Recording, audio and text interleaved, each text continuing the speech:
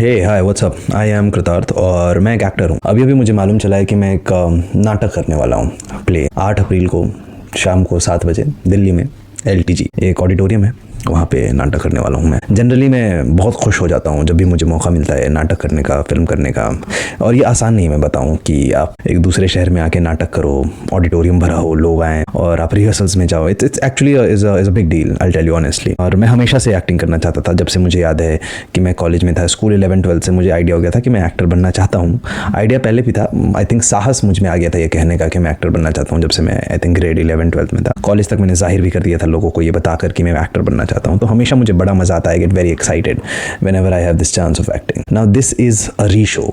रीशो का मतलब होता है ये शो, ये नाटक मैंने पहले किया हुआ। ये नाटक मैं दूसरी दफा करने वाला हूँ दिल्ली में। पहली बार जब ये हुआ था, it was a housefull show and people went crazy and there were good reviews about the play. People came in, they hugged me and then they were like, Kritarth तुमने बहुत अच्छी एक्टिंग की, पूरी टीम ने अच्छी एक्टिंग की थी, actually is a very good play. पर इस बार मैं ये नाटक नहीं करना चाहता था, टू बी वेरी ऑनेस्ट। एक तो मैं बहुत ज़्यादा व्यस्त भी हूँ और दूसरा कारण व्यस्तता से है कि मैं उदास पड़ा हो गया था, क्योंकि मैंने जब पहला नाटक किया था, मेरा भाई मेरे बड़े भाई he came to watch me perform and उसके बाद जैसे मैंने जितने भी लगभग नाटक किए हैं, somehow he was there, he would come and he promised. ये जो नाटक हुआ था, इस नाटक का नाम है Sondesh Atta housefull, it's a Bengali play. तो उसने मुझे वादा किया था कि जब ये नाटक अगली बार होगा तो वो आएगा, but now he is dead, he is no more, so he can't come to the play. So now जब नाटक खत्म हो जाएगा और पर्दे हटेंगे जो भी और लाइट जलेगी, तो I will not see him in the audience, which scares me, which frightens me, which makes me sad, क्योंकि मुझे मालूम है it won't be a good sight, because he promised me that next time जब ये नाटक होगा he will come. आखिरी बार जब ये नाटक हुआ था तो he was very apologetic that he would not be able to come because he had to go to Kolkata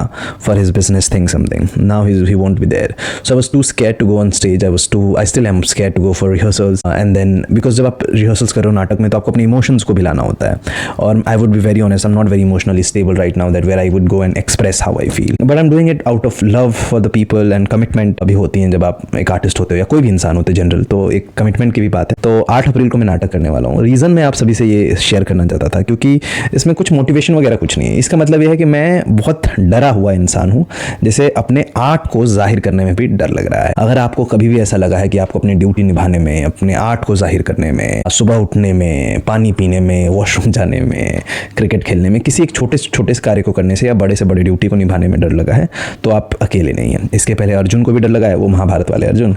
आज कृतार्थ को भी लग रहा है। मैं अर्जुन और अपनी तुलना नहीं कर रहा हूँ, मैं तो कह भी रहा हूँ कि मैं थोड़ा सा बेटर हूँ अर्जुन। नहीं, मैं मजाक कर रहा हूँ। उसके पास कृष्ण थे, मेरे पास कौन है मुझे नहीं मालूम। एनीवे, सो पॉइंट यही है कि मेहनत करनी है अपने को और देखते हैं कैसा होता है नाटक। अगर आप दिल्ली में हैं और आपका मन करे नाटक देखने का तो आ जाइएगा शाम को 7 बजे 8 अप्रैल को सोंदेश आट्टा हाउसफुल। बंगाली नाटक है, अगर आपको बंगाली समझ में नहीं आती तो I can't really help you much with that, but yeah जिंदगी जिए जितना हो सके। I am gonna miss you Prateek in the audience, but ठीक है, it is what it is. Yeah big hug, love to you all.